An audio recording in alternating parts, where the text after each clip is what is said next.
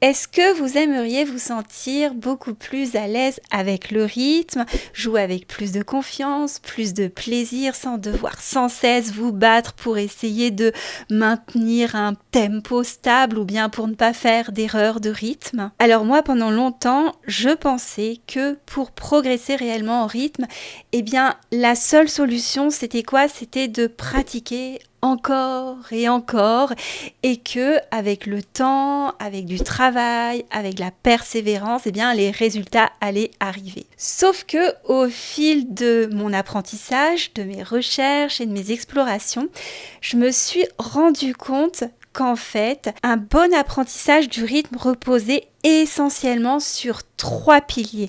Trois piliers qui peuvent vraiment faire la différence et qui malheureusement ne sont que peu abordés dans l'enseignement classique. Eh bien, c'est ce qu'on va voir dans cette vidéo, ces trois piliers qui, si vous les mettez en place, peuvent vraiment vous aider à développer une maîtrise bien plus solide du rythme. Alors, on commence tout de suite. Le premier pilier, c'est quoi ? Sans ce premier pilier, eh bien, votre apprentissage il risque d'être très laborieux. Ça va être un peu comme si vous plantiez des graines dans une terre qui est très peu fertile. Alors ces graines, certes, elles vont peut-être réussir à germer, mais après, une fois qu'elles ont germé, ça va être très difficile pour elles de se développer et de devenir de belles plantes. Et donc ce premier pilier, c'est quoi? C'est la confiance. La confiance en votre capacité à progresser. Et là, on fait souvent une erreur, c'est qu'on pense que la confiance, elle va venir avec les résultats. Alors oui, c'est vrai que une personne qui a des facilités avec le rythme, eh bien, elle aura tendance à avoir plus confiance en elle qu'une autre personne qui a des difficultés. Mais ce n'est pas une règle absolue. On peut être totalement débutant, savoir jouer tant bien que mal, uniquement que 3 notes, et puis avoir quand même une grande confiance en notre capacité à progresser. Ce qu'il faut savoir, c'est que en fait, la confiance, c'est un état de sécurité intérieure. Exemple, c'est un exemple que je prends souvent. Si je suis au bord de la mer, devant un coucher de soleil, je ne suis pas en train de me poser des questions si ce que je fais est bien, si je regarde correctement ce coucher de soleil. J'ai naturellement confiance en moi parce que je me sens bien, je me sens en sécurité. Et c'est vraiment la même chose dans notre apprentissage de la musique et notamment lié au rythme.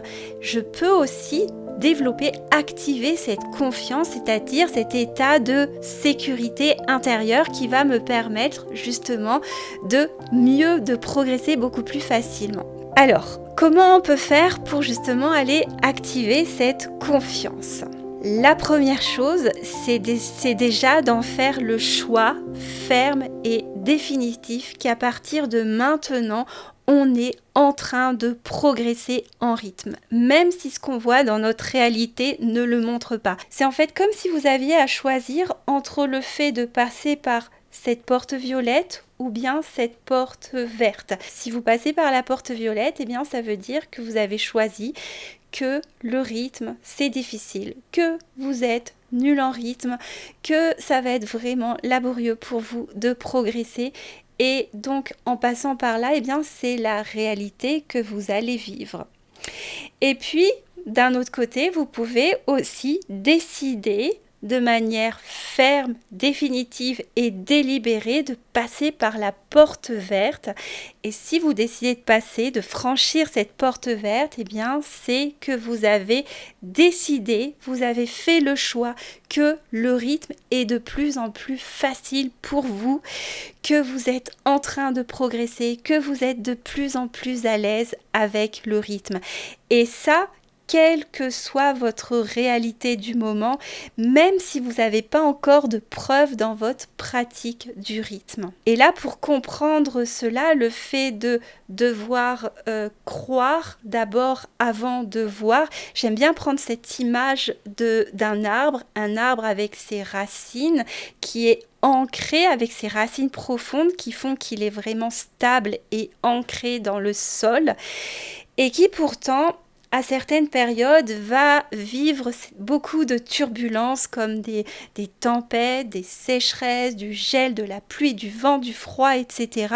mais qui reste là, qui reste stable. Et donc c'est ce qu'il va vraiment falloir faire, décider de choisir que le rythme, c'est de plus en plus facile, que vous êtes en train de progresser, même si, eh bien, dans la réalité, vous vivez encore certaines turbulences. La deuxième chose qui va nous y aider, c'est notre posture. C'est-à-dire que pour renforcer notre confiance, que ce soit quand on joue ou quand on pense à la musique ou même dans notre vie en général, c'est d'adopter une posture où on a les épaules plus ouvertes, la tête plus verticale, parce que quand on a cette posture, et vous pouvez essayer, c'est vraiment difficile de se dire je suis nulle, oh j'ai pas confiance en moi, j'y arriverai pas, c'est tellement difficile pour moi le rythme, c'est vraiment difficile d'y croire parce que c'est une posture qui indique à notre cerveau que tout va bien, on est en sécurité. Alors que si on adopte cette posture, les épaules plus courbées, là c'est beaucoup plus facile de dire ah, j'y arrive pas, je suis nulle, etc. Et là, cette prise de conscience que j'ai eue récemment, c'est que quand on joue avec nos partitions, eh bien, on a tendance à se courber. Moi, avec la clarinette, parce que je vais regarder ma partition, souvent qui est plus basse, pour jouer au piano, ça peut être la même chose. Donc là, moi, ce que je vous encourage, c'est vraiment à penser quand vous jouez à ouvrir les épaules et à vous tenir plus droit avec la tête droite. Et pour bien trouver cette position, vous pouvez vous aider en vous adossant à un mur qui va vous donner la position de vos épaules qui doivent être vraiment plus ouvertes, donc avec un dos bien droit et la tête haute. Et la troisième chose qui est aussi très importante pour vous aider à cultiver cette confiance, c'est de trouver des méthodes qui vous conviennent, qui sont adaptées à votre façon d'apprendre. Et ça, c'est aussi essentiel parce que on peut bien sûr cultiver notre confiance avec les épaules ouvertes, en pensant que tout va bien, on est en train de progresser. Mais si on reste bloqué sur des méthodes qui sont pas adaptées à notre façon d'apprendre, mais ça va être plus difficile et on risque de rebasculer dans un manque de confiance. Donc ça, c'est vraiment essentiel.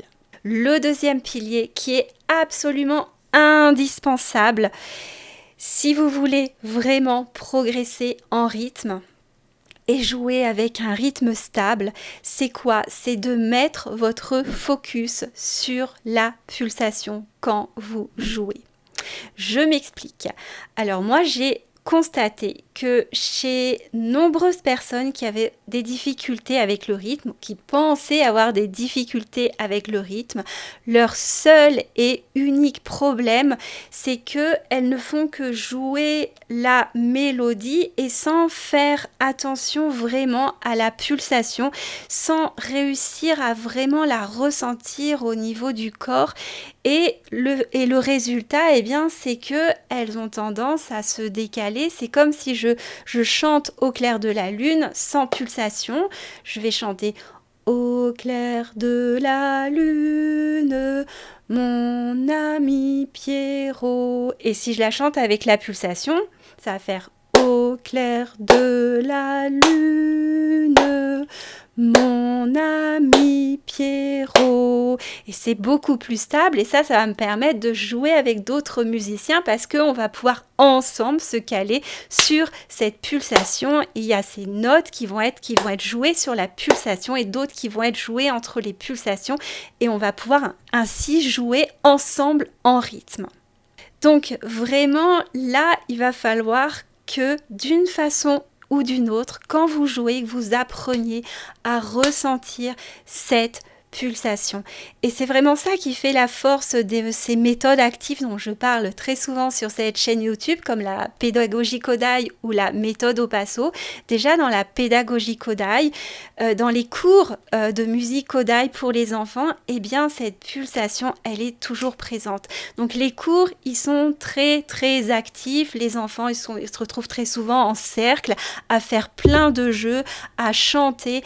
Et cette pulsation, elle va être marquée de différentes différentes manières, en marchant, en frappant dans les mains, en se passant un objet, en se lançant un ballon, même des fois en le faisant rebondir par terre. Bref, la pulsation, elle est toujours là à travers plein d'activités qui mélangent du chant et des mouvements. Et avec la méthode au passo, c'est la même chose parce que la méthode au passo, elle repose justement sur la marche, sur un pas où on est tout le temps en train de marcher avec notre marche qui correspond bien à la pulsation. Donc ça permet à tout le groupe, quand on est tous en train de marcher, d'être vraiment ensemble et de vraiment ressentir tout le temps cette pulsation, quelles que soient les activités qu'on fait, quels que soient les rythmes qu'on est en train de dire ou de frapper dans les mains ou autre. Et c'est ce qui manque malheureusement dans nos cours de solfège dont on a l'habitude, où on va certes travailler le rythme, mais de manière trop statique et sans apprendre à ressentir cette pulsation au niveau du corps.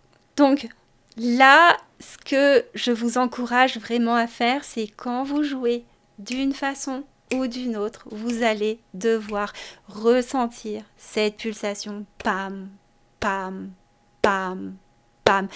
Et ça devrait être votre focus numéro 1 si vous voulez pouvoir jouer en rythme.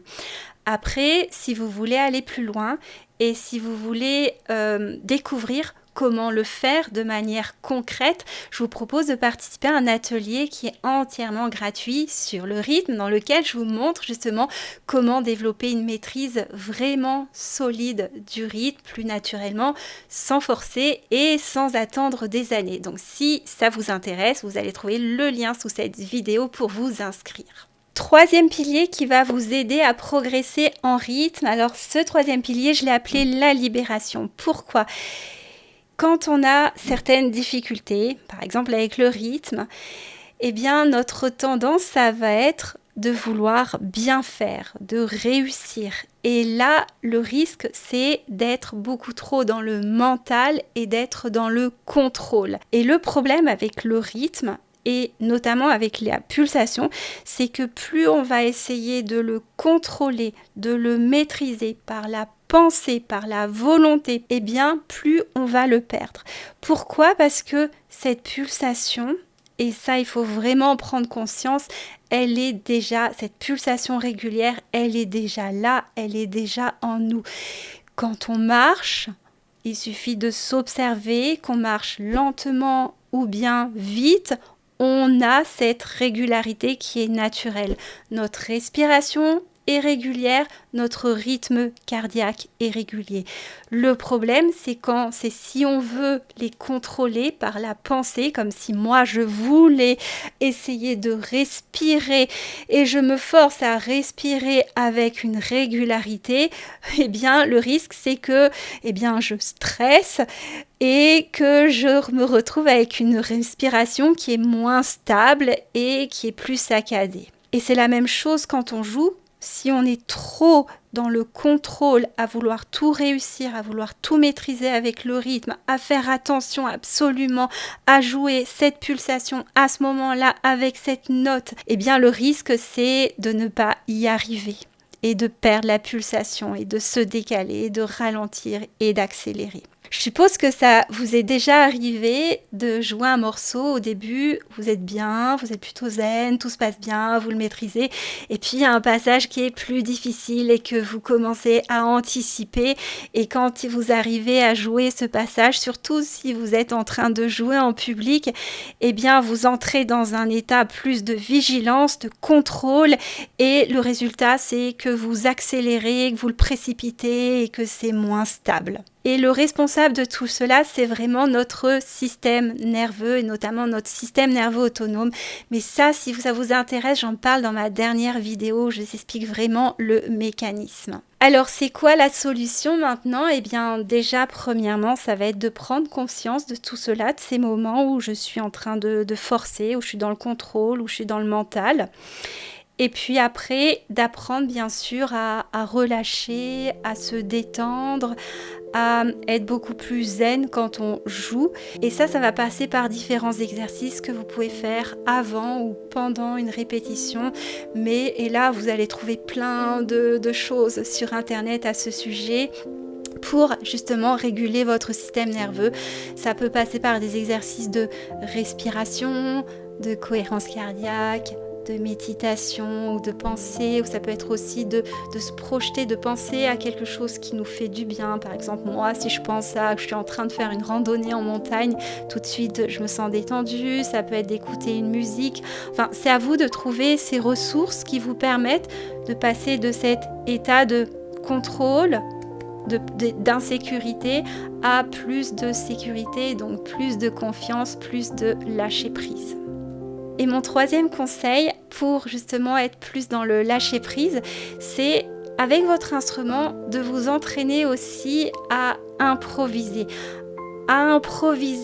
en vous libérant de tout ce dont vous n'avez pas besoin, en vous libérant des partitions, en vous libérant d'une mélodie à jouer absolument, en vous libérant par exemple de rythmes complexes et de vous entraîner juste à improviser avec 2-3 notes, votre instrument, 2-3 notes, quelques rythmes simples et bien sûr en introduisant la pulsation, en apprenant, en essayant d'une façon ou d'une autre de la ressentir. Ça peut être soit en marchant, soit en ayant un petit mouvement qui va marquer cette pulsation, mais le tout c'est de le faire de manière totalement détendue, comme si par exemple vous étiez en train de vous balancer, de bercer un enfant. Si vous marchez, c'est vraiment, vous êtes en train de marcher comme si vous étiez en train de vous promener, mais vraiment de vous mettre dans un autre contexte que celui de je veux absolument réussir à jouer en rythme.